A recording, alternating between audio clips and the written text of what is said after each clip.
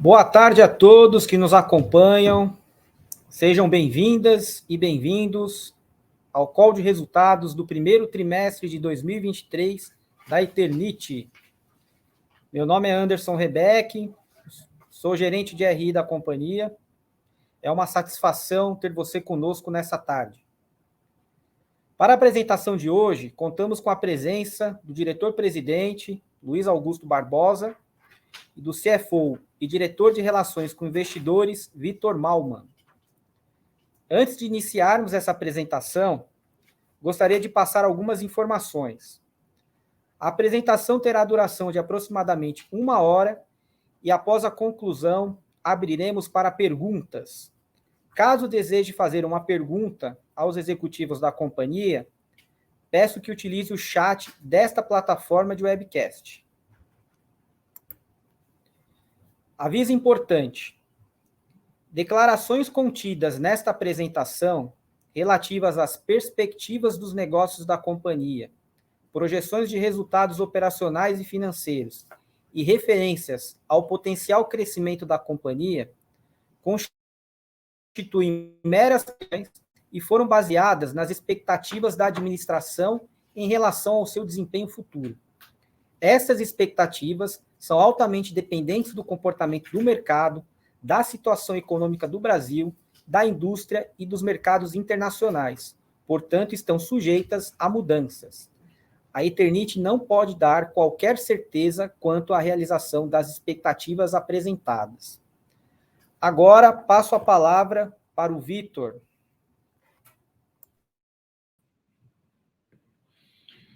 Boa tarde a todos. É um prazer estar novamente com nossos acionistas e investidores falando da Eternit, em especial em função de um trimestre que apresentou uma boa recuperação frente aos resultados do quarto trimestre do ano passado. Vamos começar a apresentação. Vamos aqui para a primeira página,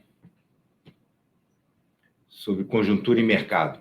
Aqui nós estamos sinalizando, primeiro, as expectativas do mercado, a última projeção do Focus, né, uma expectativa de crescimento do PIB em 2023 de 1%, uma inflação ao final do ano de 6% e uma expectativa de queda de taxa de juros para um valor de 12,5%. Ou seja, um crescimento da atividade econômica bastante reduzido. A seguir, a gente fala um pouco dos indicadores que nós lemos no primeiro trimestre. E coletamos alguns indicadores que têm um efeito relevante em cima do nosso mercado. Nosso mercado, especialmente da telha de fibrocimento, ele é muito impactado pela renda disponível. E nós tivemos alguns indicadores que comprometem essa disponibilidade de renda por parte das famílias. Primeiro, o endividamento das famílias alcançou 78%, a inadimplência na população adulta chegou a 43%, e uma inflação, especialmente em alimentos e bebidas, que nos últimos 12 meses, contabilizados a partir de março, acumulou 7,3% de elevação de custo. Tudo isso compromete a disponibilidade de renda das famílias e isso teve um impacto relevante nesse período. Se nós recordarmos, 2021 foi um ano bastante favorável, né? A Abramat reconheceu um crescimento de 8,1% no faturamento deflacionado e ele foi marcado justamente por uma maior disponibilidade de renda, especialmente no segmento da base da pirâmide social, em função do auxílio emergencial, além das restrições relacionadas à Covid. Então, em 2022, um ano já com alguma normalidade, em especial na abertura das outras atividades que competem pelos recursos com o nosso produto nas famílias e nos gastos individuais do cliente final, nós tivemos em 2022 uma queda de 6,9%. E nesse primeiro trimestre de 2023, comparado a 2022, a Abramat também reporta uma queda de 6,5%. Então, o ano de 2022 foi um ano onde houve uma contínua queda em termos de faturamento para o segmento de materiais de construção, e nós abrimos o ano de 2022 com um primeiro trimestre que manteve mais ou menos a mesma tendência de queda. E como a Eternit se comportou neste ambiente? Passando para o slide seguinte, nós vemos que nosso principal produto, o core business da companhia, que seriam as vendas de telhas de fibrocimento, registraram no comparativo trimestre contra trimestre um crescimento de 4%, contabilizando algo como 164 mil toneladas de telha. Esse é um resultado positivo, ainda mais na circunstância que eu acabei de descrever, onde o setor como um todo acumulou uma perda de 6,5%.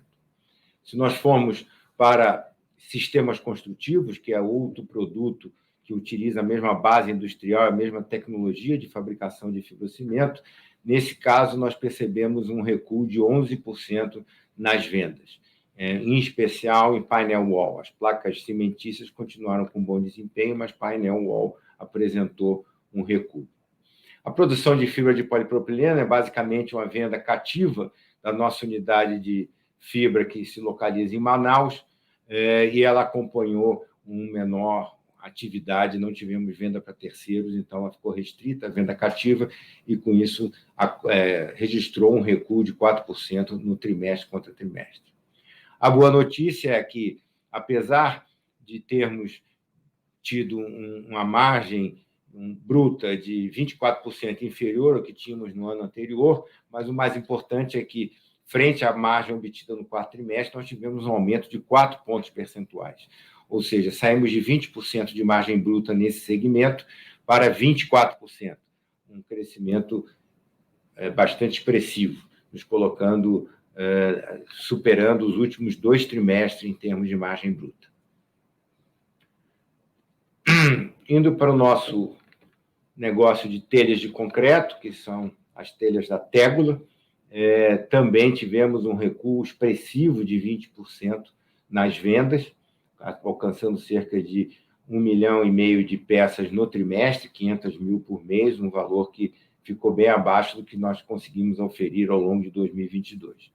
Por outro lado, também aqui a nossa margem bruta apresentou um crescimento, subindo de 15% no quarto trimestre para 18%, um aumento de 3 pontos percentuais, e no caso específico da telha de concreto, da Tégula, nós temos uma margem que está bem acima do que vinha sendo praticado nos trimestres anteriores. O nosso outro importante centro de resultado, a Sama, com a nossa exportação de fibra de crisotila, apresentou um crescimento de 14% no comparativo entre trimestres. É um crescimento expressivo,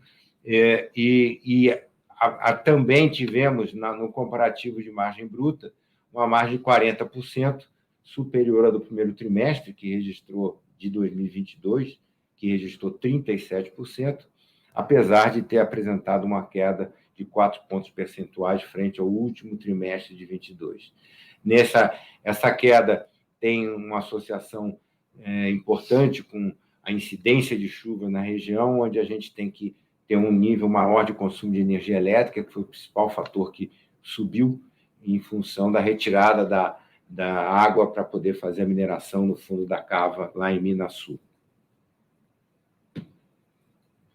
O resultado do crescimento de 4% nas vendas de fibrocimento e 14% nas vendas de crisotila permitiram um crescimento de 14% na receita líquida, que alcançou cerca de 300 milhões, 296 milhões nesse trimestre, com a dominância expressiva, obviamente, do mercado interno, que é o segmento onde nós temos nosso core business, que é a produção de telhas de fibrocimento. Observando à direita do slide, nós temos a posição do lucro bruto no primeiro trimestre, que alcançou 83 milhões e meio, dos quais 55% foram trazidos de resultado do nosso principal negócio, que é o negócio de fibrocimento. No agregado do total, o primeiro trimestre de 23, então, apresenta um ganho de margem frente ao quarto trimestre de 22, um crescimento de 3 pontos percentuais, aí considerando tanto o fibrocimento, a crisotila e as telhas de concreto.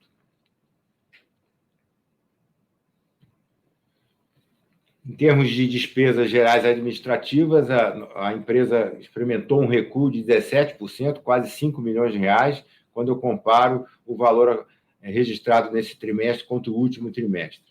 Em relação ao primeiro de 22, houve um crescimento de cerca de 1,5 milhão. É importante ressaltar que, nesse caso, só a incorporação da Confibra trouxe 2 milhões a mais de despesas administrativas e que, por outro lado, quando se compara o quarto trimestre com o primeiro de 23, onde nós temos a mesma base industrial, ou seja, o mesmo número de unidades, a gente observa aí esse recuo de 5 milhões, isso dentro de um esforço da empresa de se adequar ao cenário mais restritivo em termos de vendas.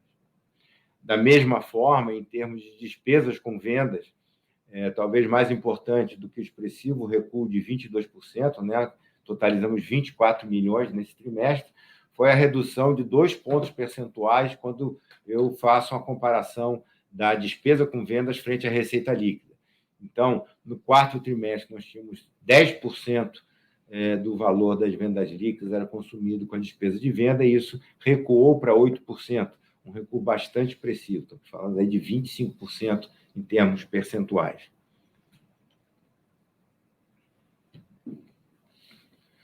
Bem, o resultado disso foi que nós alcançamos no trimestre um EBITDA da ordem de 42 milhões, uma margem EBITDA de 14%. Frente ao quarto trimestre, um crescimento bem expressivo de 86% no valor totalizado e de 7 pontos percentuais na margem.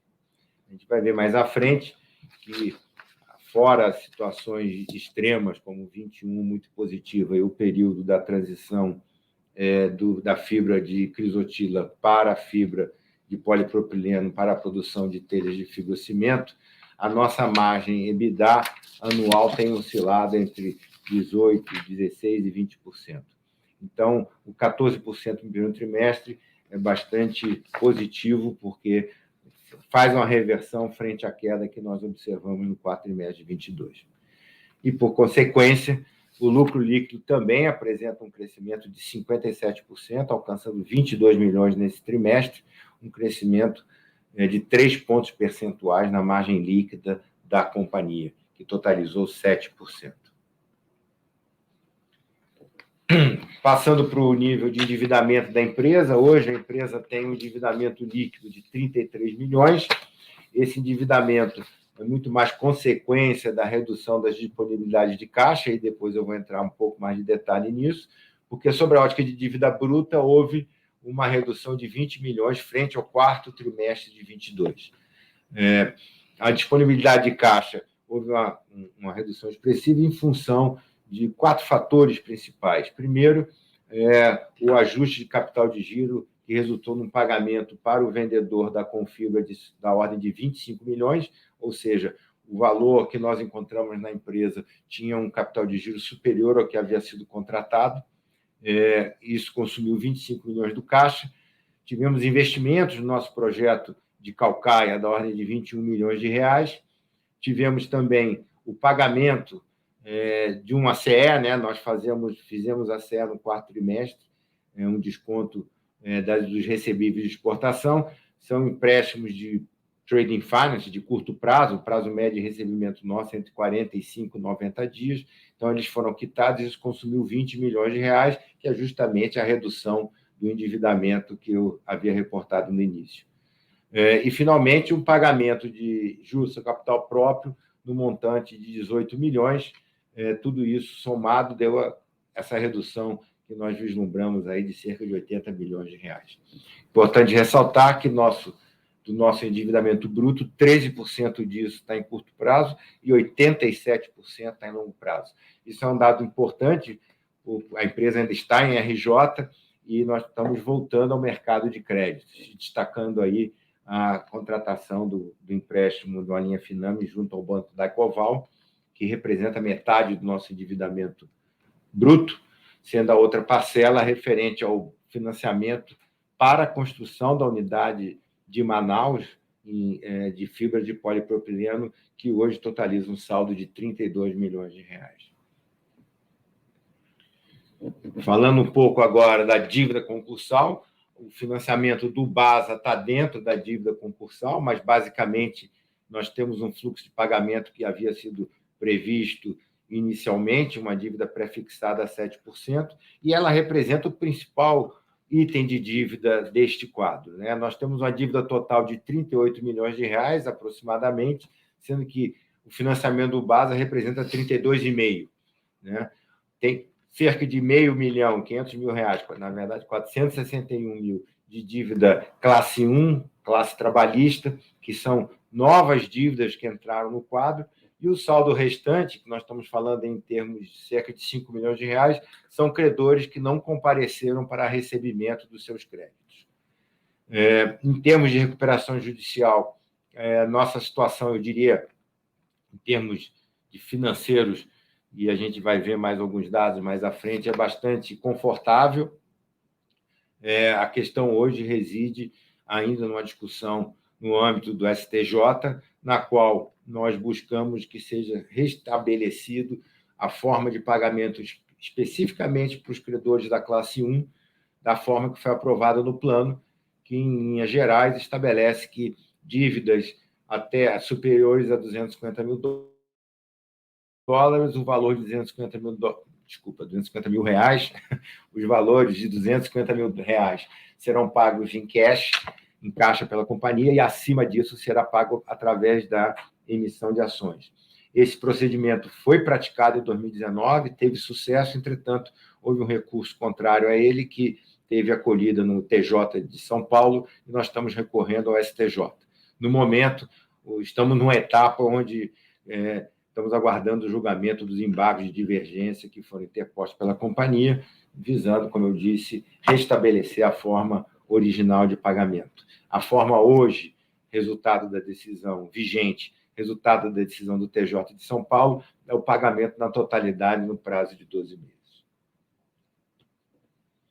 E, finalizando, nós temos aí o nosso balanço, um patrimônio líquido de R$693 milhões, com um ativo total de 1,2 bilhão.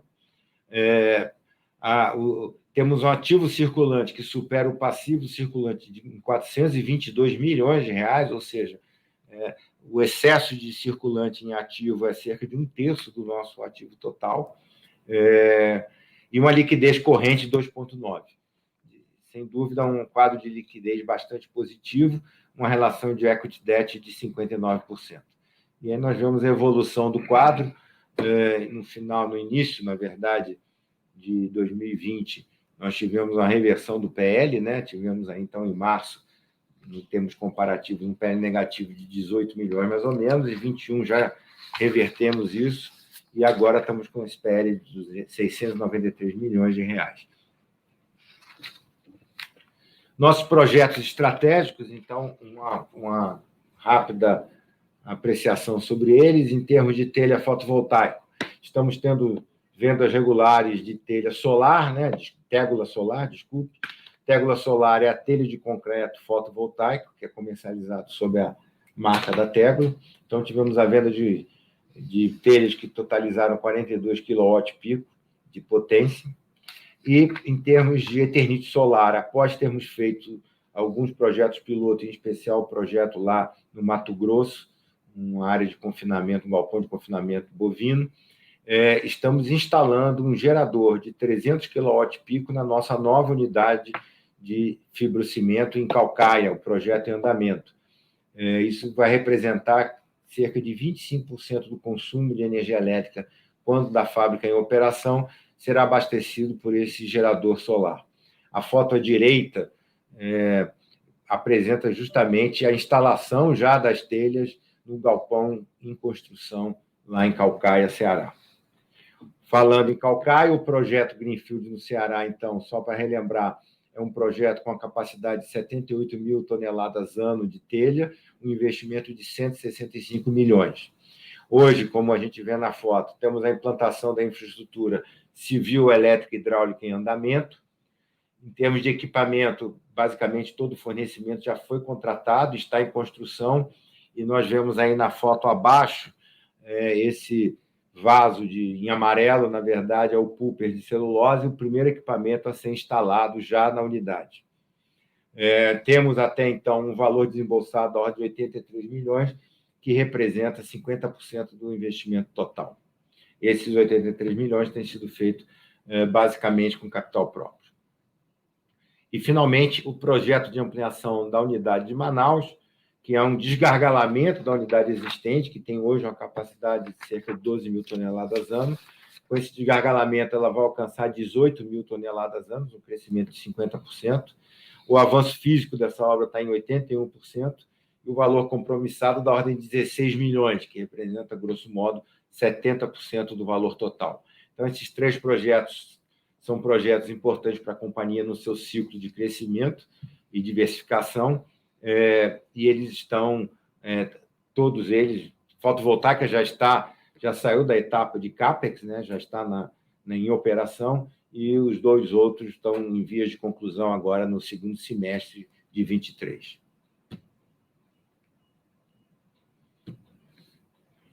Em termos de mercado de capitais, nós fechamos o trimestre com a cotação de 9,36, um volume médio de negociação de 6,7 milhões dia e um valor de mercado de 578 milhões de reais. Nosso free float é de 98%, nossa base acionária contempla 25 mil acionistas e, no primeiro trimestre desse ano, foi feito um programa de recompra de ações, mas cujo objetivo visa atender à política de remuneração variável de administradores. Então, foi feito um programa com um limite de compra de cerca de 115 mil ações, que representa apenas 0,2% do total de ações em circulação, ou seja, é um programa para atender especificamente essa questão da remuneração variável de administradores, e o volume adquirido no primeiro trimestre foi da ordem de 68 mil ações. Nessa nossa estrutura de capital, cerca de 49% está em mãos de pessoas físicas, 44% em clubes, fundos e fundações. E no gráfico aí mostra a evolução da nossa cotação. Estamos aí com 9,36, voltando ao valor que tínhamos no final de junho de 22.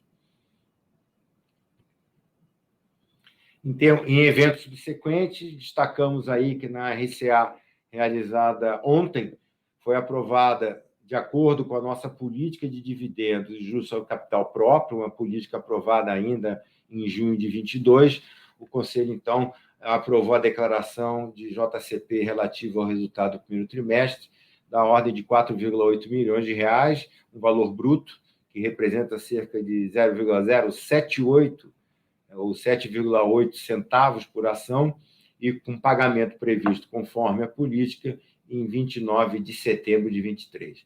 A nossa política estabelece declarações trimestrais e pagamentos semestrais. Então, o primeiro e o segundo trimestre são pagos em setembro e o terceiro e o quarto são pagos em março do ano seguinte.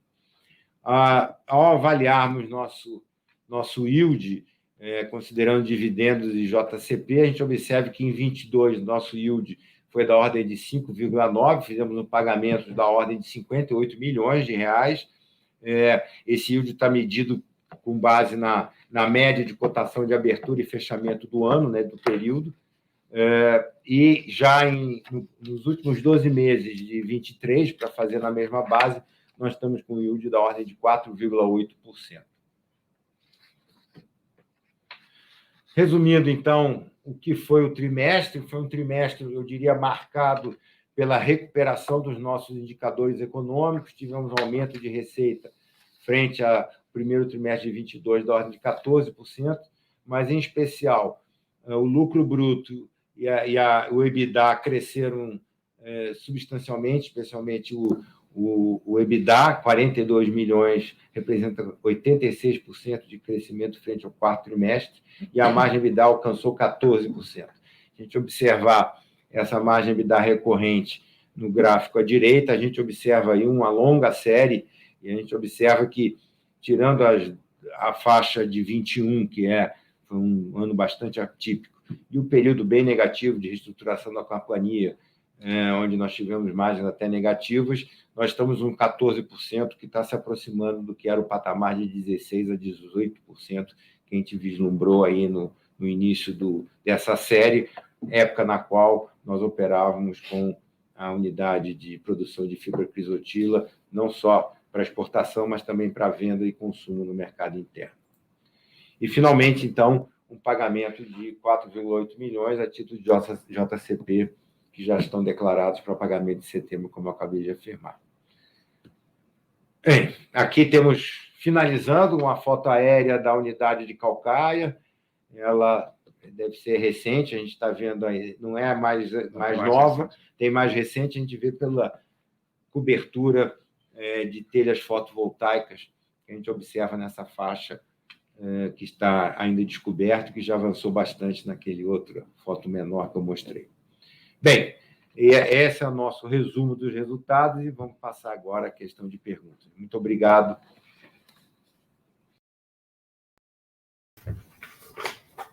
Obrigado, Vitor, pela apresentação.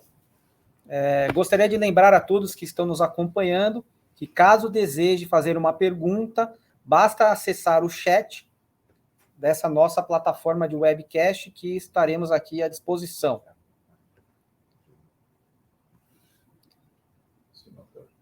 Temos algumas perguntas.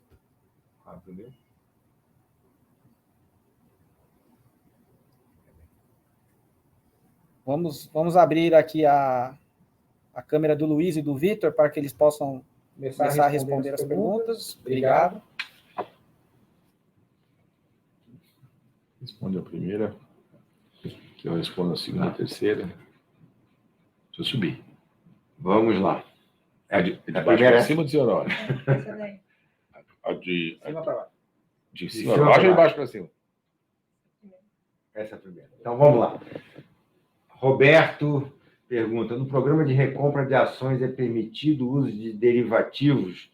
Na verdade, nosso programa, como eu comentei, ele é um programa muito limitado, são 115 mil ações, e, na verdade, com a compra das 68 mil ações, nós atendemos o objetivo de ter as ações de tesouraria de forma a atender o plano de remuneração variável de administradores. Então, foi uma compra, compramos ações no mercado à vista e ele, eu diria que está praticamente encerrado, porque já alcançamos o volume necessário. Segunda. Vamos lá. Boa tarde a todos. É uma pergunta também do Roberto, se a Confibra... Confibra é a marca da empresa que nós compramos na cidade de Hortolândia, e a pergunta é se nós estamos usando fibra de polipropileno na produção de telhas. Quando nós compramos, a empresa costumava usar fibras de PVA que são importadas. Ao longo dos últimos meses de 2022, nós fizemos alguns investimentos em equipamentos e alterações de processo que permitiram o uso de fibra de polipropileno que nós produzimos na nossa unidade de Manaus. Então, sim, desde final de janeiro, começo de fevereiro, nós estamos usando 100% das fibras sintéticas de polipropileno produzidas na nossa unidade de Manaus. Eu vou aproveitar, já vou responder a segunda, que também é uma pergunta simples. A ideia é que a gente ainda esse ano, no segundo semestre, a unidade de Caucaia, no Ceará, que fica dentro do complexo do Porto de Pecém, esteja produzindo. Na mesma pergunta, tem uma questão: qual é a razão estratégica de se montar uma fábrica no estado do Ceará? Quando nós fizemos o nosso planejamento estratégico em 2018, ficou bastante claro para nós e definimos que a linha de crescimento para o fibrocimento se daria a partir de um aumento de cobertura de mercado. Como a gente já comentou em outras ocasiões, as telhas de fibrocimento são produtos pesados com margens relativamente baixas. Então, eu tenho pouco valor agregado e um produto com um peso importante, o que significa que o frete tem um impacto importante na rentabilidade da companhia. Então, a ideia de se crescer através de um aumento de cobertura é otimizar a questão logística e capturar o máximo de margem. Quando nós decidimos por esse crescimento, uma das localidades onde tinha um grande potencial de mercado e nós não estávamos presentes com nenhuma unidade de produção era o estado de São Paulo. Entretanto, entendíamos que havia já uma oferta desse produto suficiente e que não faria muito sentido um greenfield, uma nova unidade no estado de São Paulo e, portanto, decidimos pela aquisição de uma empresa já estabelecida e adquirimos a Confibra, o que aumentou a nossa participação de mercado no estado, sem, entretanto, aumentar a oferta no mercado, o que pressionaria as margens para baixo. Já na região Nordeste, a análise mostrou o contrário, que havia uma demanda, vamos dizer, reprimida por falta de oferta. Existem apenas 2 fábricas de telhas de fibrocimento no Nordeste, uma nossa, na região da Grande Salvador, no município de Simões Filho, e uma de um concorrente na região de Recife, em Pernambuco. E quando se faz uma análise populacional versus as distâncias a serem percorridas para atender o mercado, o Ceará se mostrou a melhor opção para que a gente atendesse uma região pouco atendida com fretes mais competitivos. Então, a ideia é que, quando iniciarmos a produção na fábrica do Ceará, boa parte da capacidade inicial da fábrica já esteja vendida. Então, essa foi a lógica que nos levou a escolher o Ceará e não uma outra região.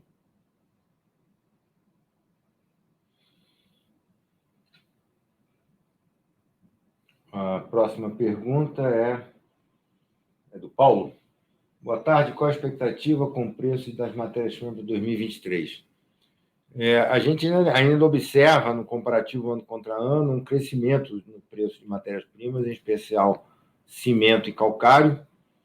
Por outro lado, resina de polipropileno já não tem essa evolução, porque ele está associado ao preço internacional da resina de polipropileno, né, que apresentou uma queda no mercado e que acabou gerando uma estabilidade no preço no comparativo. Eu acho que isso tem a ver com a dinâmica do mercado, né? À medida que esse quadro que a Abramat está sinalizando seja homogêneo e atinja especialmente a área a demanda de cimento, isso leve a uma acomodação dos preços, não necessariamente uma redução, mas pelo menos uma acomodação. Não sei, Luiz, se você tem. É difícil saber, nem todas as nossas matérias-primas, como o Vitor destacou, tem seu preço ligado exclusivamente ao mercado local. Algumas sim, outras não. Polipropileno e celulose, como ele disse, tem preços baseados no cenário internacional. Talvez cimento, calcário, são mais ligadas à oferta e demanda no mercado local, mas que não atendem exclusivamente ao segmento de fibrocimento. Então, calcário, por exemplo, está ligado com o agronegócio, também é usado para fertilizantes. O cimento atende o mercado de fibrocimento, mas também atende construções, concreteiras, varejo. Então, não é muito simples a gente estimar como é que o mercado vai se comportar, porque depende de outros segmentos que não aquele que a gente atua. O nosso esforço sempre é para conseguir a melhor condição de compra e preservar ao máximo as margens sobre as matérias-primas. Na sequência, tem uma pergunta do Flávio sobre como é que qual é a nossa perspectiva de recuperação de margens no primeiro TRI. É isso? Se a margem do primeiro TRI continua a expectativa de ganho de margem no Eu acho que há uma... A gente não dá guidance, né? O meu RI sempre fica me impressionando para não dar guidance. Eu posso falar um pouquinho sobre os comportamentos, o que foi o comportamento no primeiro trimestre. Eu acho que nós tivemos um primeiro janeiro, sobretudo. Janeiro e fevereiro foram meses mais difíceis e março, hoje, a gente já percebeu uma recuperação do mercado, ao mesmo tempo que algumas matérias-primas cederam. Então, a gente tem, entre janeiro e março, a gente teve um crescimento das margens. Então, em março, a gente já tinha uma margem um pouco melhor do que foi a média do trimestre. Algumas das matérias-primas continuam cedendo um pouco o preço, ou por contingências internacionais, ou mesmo no mercado local. Então, eu diria, eu tenho uma perspectiva positiva com relação às margens. Como eu disse na questão anterior, é muito difícil prever, porque nem todas as matérias-primas estão ligadas ao nosso segmento exclusivamente. Mas eu estou otimista. Infelizmente, não dá para quantificar isso. Eu estou otimista com relação à preservação ou até uma ligeira melhora de margens a partir do segundo semestre. Existe uma segunda pergunta, que é o mercado de mineral crisotila, como é que está o cenário internacional, lembrando para quem não está habituado com esse tema, que é uma produção destinada exclusivamente à exportação.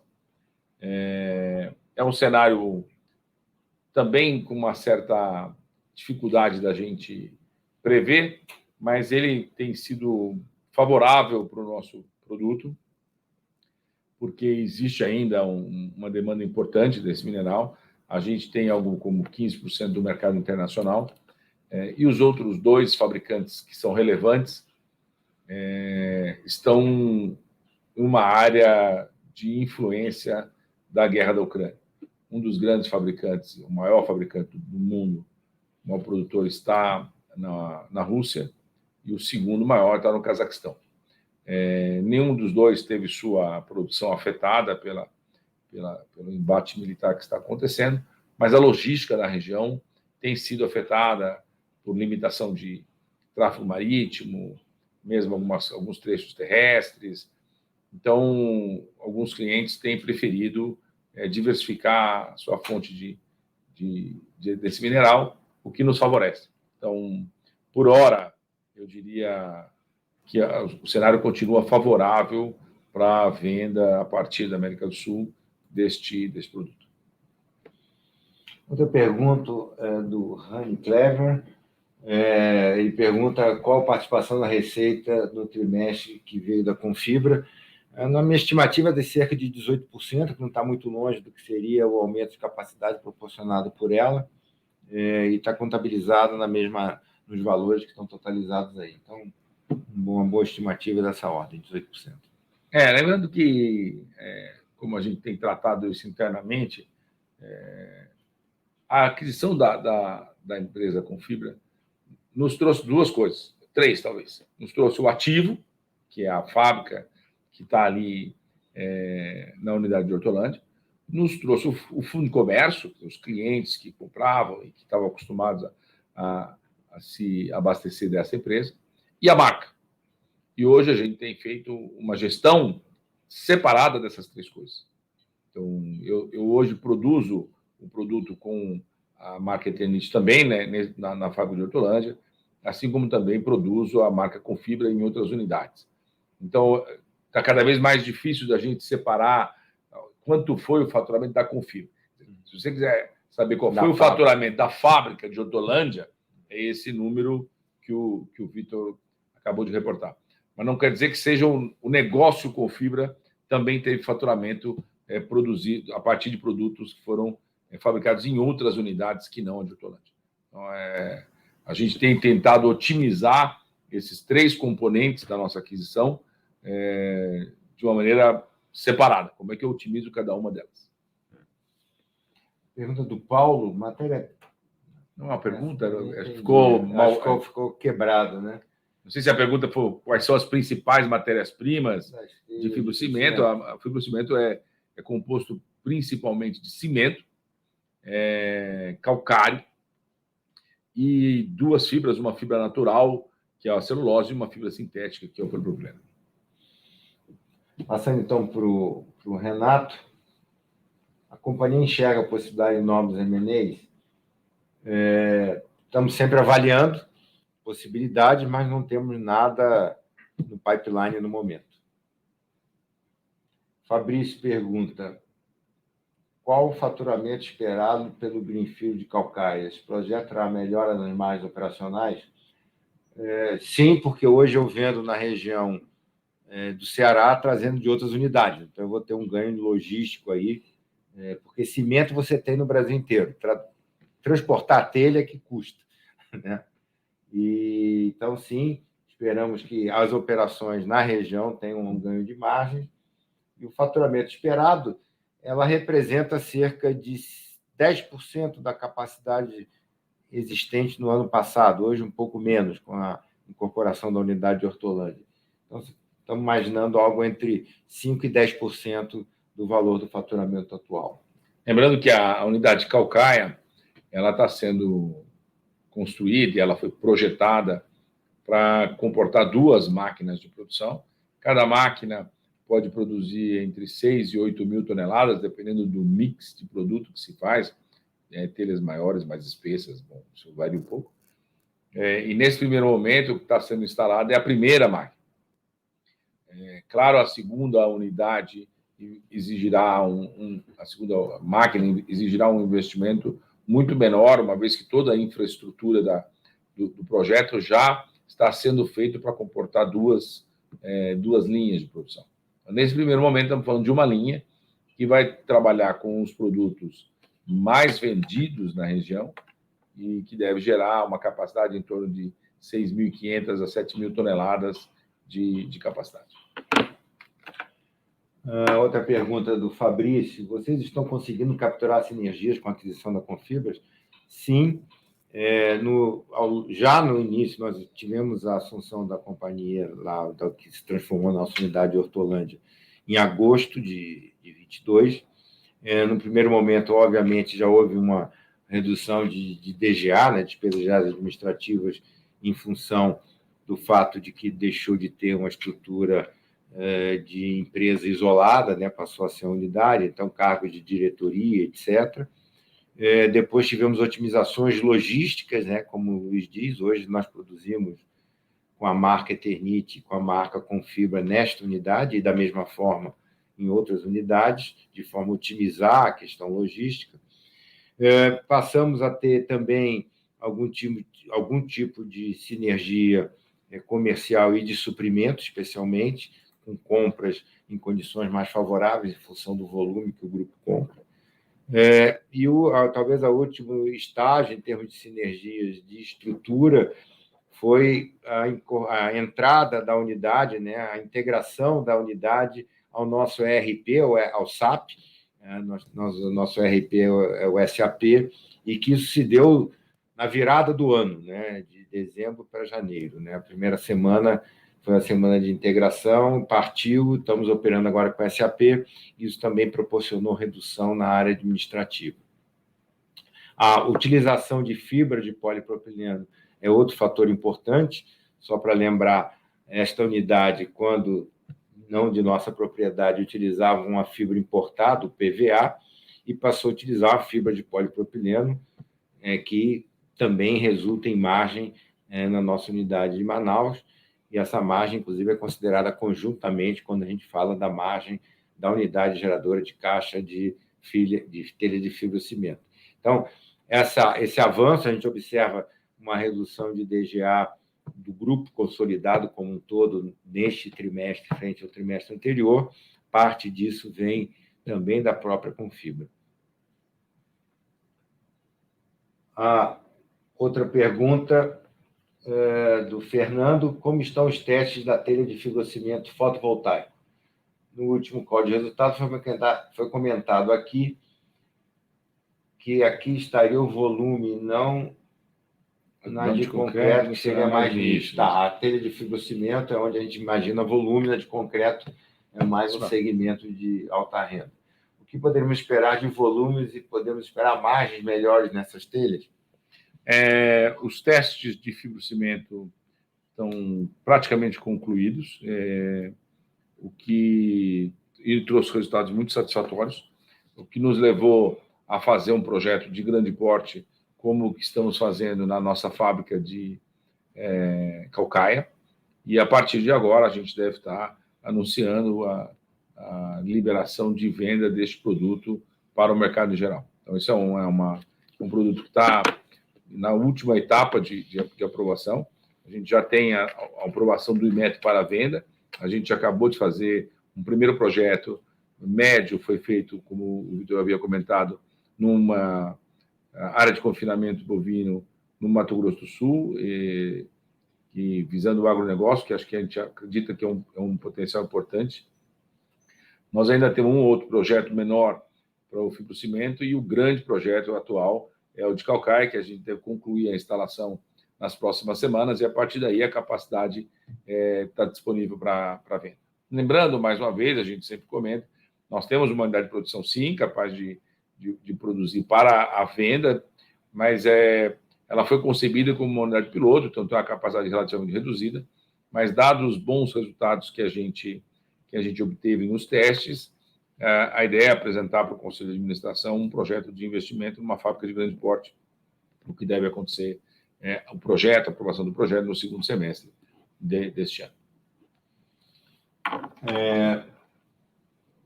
A pergunta do Nicolas: com o desenrolar da Minha Casa Minha Vida, quais os possíveis impactos para a empresa? Luiz ou eu?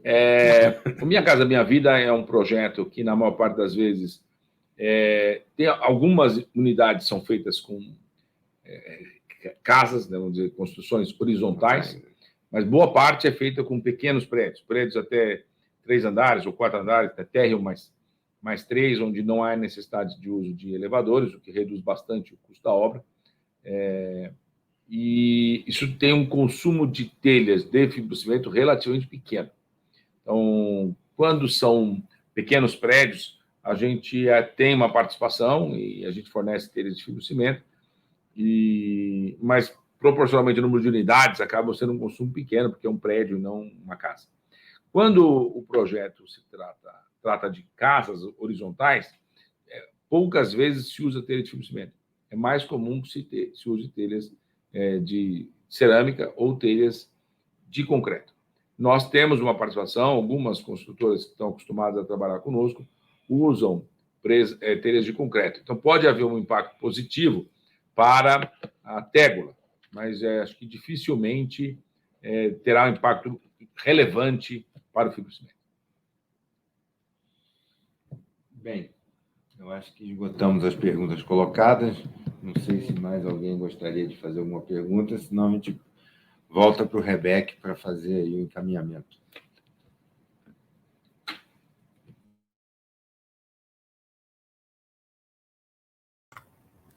Obrigado, Vitor. Obrigado, Luiz. Bom, se você se tiver mais alguma dúvida, volto aqui a reforçar que estamos à disposição. Basta fazer a pergunta através do chat disponível na webcast.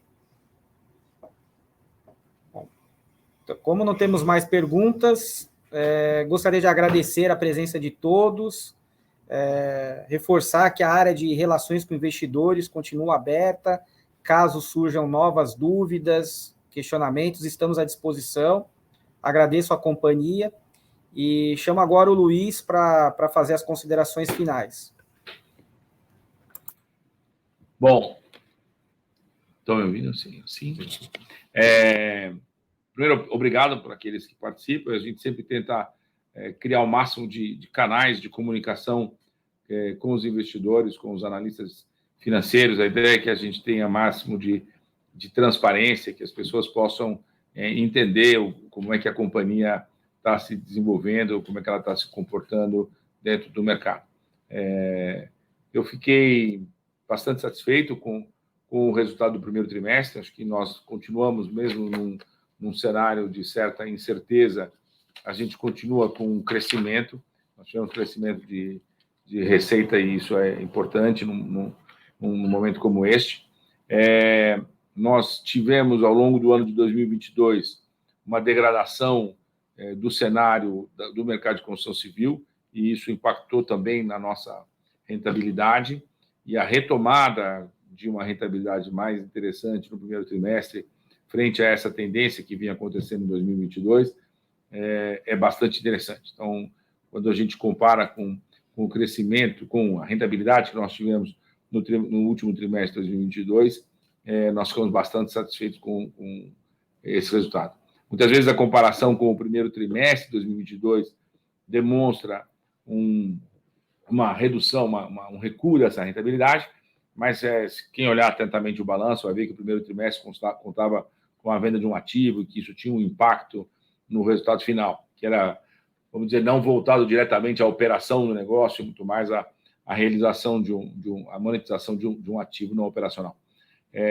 Então, a gente internamente consegue avaliar que o resultado do primeiro trimestre foi bastante positivo. Embora a gente não dê guidance, eu queria dizer, eu estou otimista com o segundo semestre. Tradicionalmente, o país mostra uma sazonalidade onde o segundo semestre é maior do que o primeiro na demanda de materiais para a construção civil, e acho que não vai ser diferente esse ano. Esse ano ainda, o primeiro trimestre, foi muito impactado pela mudança de governo, o que gerou uma certa incerteza no consumidor, e a falta de confiança do consumidor leva a uma redução do consumo. Então, agora o tempo está passando, as coisas estão se estabilizando e o consumidor está voltando a ter um nível de confiança de que as coisas vão prosseguir num caminho positivo dentro do país, e a minha expectativa é que a demanda no segundo semestre seja melhor. Então, nós também temos visto um bom andamento dos nossos projetos estratégicos, a total integração da unidade de Hortolândia, da Confibra, o andamento do projeto de Caucaia, o desengargamento da fábrica de Manaus. Então, são todos projetos bastante importantes, assim como a liberação para a venda do produto de fibrocimento. Todos são projetos importantes dentro da estratégia da companhia, que mostram que a gente está num caminho de crescimento de receita e também de recuperação de rentabilidade. Então, mais uma vez, obrigado para vocês. A gente continua sempre à disposição, como o Rebeca falou, nossa área de RI está sempre à disposição dos analistas e dos investidores para tentar passar o máximo de esclarecimento para vocês. Obrigado, voltamos a nos falar quando da divulgação dos resultados do segundo trimestre. Um abraço a todos.